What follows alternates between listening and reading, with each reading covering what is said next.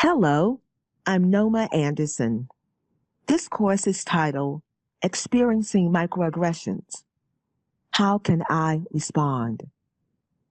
Here are my speaker disclosures. Financial, Dean of the College of Nursing and Health Sciences at the University of Vermont, and compensation from ASHA for this course. My non-financial disclosures are I'm an affiliate of ASHA CEUs 14 and a member of MBASLA. This micro course was developed as part of a series on microaggressions. Each course takes on a different aspect of the issue. This micro course focuses on the target, the microaggressee. Microaggressions happen everywhere. Over time, they are traumatic.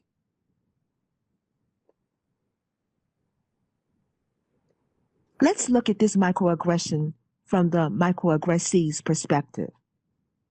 A colleague says to you, "I don't see color."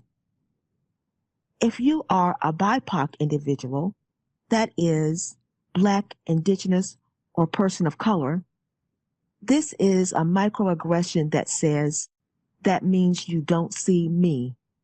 You ignore and minimize systemic racism, and you overlook my wonderful cultural heritage.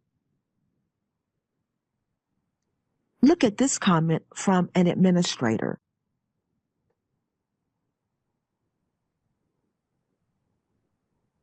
This is a microaggression. Let's look at the progression of a microaggression from the perspective of the microaggressee. The microaggression occurs. Initially, the microaggressee assesses what's happened. Immediately, there is a question of how to react and what the consequences could be. The microaggressee then interprets the deep meaning of the statement, followed by an internal reaction. That's the impact of the microaggression. Microaggressions are traumatic for the microaggressee, like death by 1,000 cuts. There are psychological and physiological reactions: stomach upset, increased blood pressure, reduced quality of life. What should the microaggressee do? One option is to let go. Microaggressions happen so often, it's draining to call out each one. But the microaggressee can suffer emotionally. Or say something to the microaggressor before the moment passes. The microaggressee can ask for clarification and explain the impact of the microaggressor's statement. But will the microaggressor understand or view the microaggressee stereotypically as the angry Black man or the angry Black woman? The microaggressee may choose to respond later. The microaggressor may listen and reflect, or become angry and defensive. Writing for the Harvard Business Review, Washington, Birch, and Roberts offer a framework for deciding whether to not comment when a microaggression happens, or whether to respond immediately or later. I call this the 4 Ds. The microaggressee discerns or analyzes the situation. The microaggressee decides what course to take. This is empowering.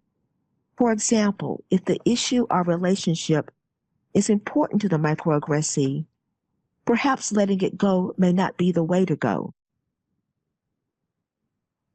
If the microaggressee isn't sure what just happened, an immediate response asking for clarification may be best. If the situation is draining for the microaggressee, letting it go is okay. The microaggressee can disarm the microaggressor by saying, "Let's talk about what you just said. This is what I heard you say, and this is how you made me feel." The microaggressee is controlling the situation. The microaggressee can defy or challenge the microaggressor to clarify her statement.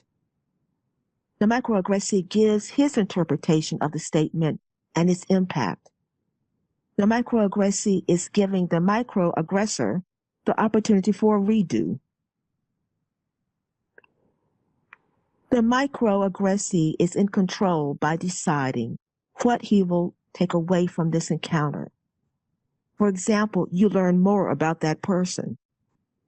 The microaggressee decides what he'll not allow the encounter to take away from him. For example, I will not lose my self-confidence. Taking care of oneself is crucial. Here are some self-care resources. We've explored the concept of microaggression and microaggressee. In the next activity, you'll review some examples.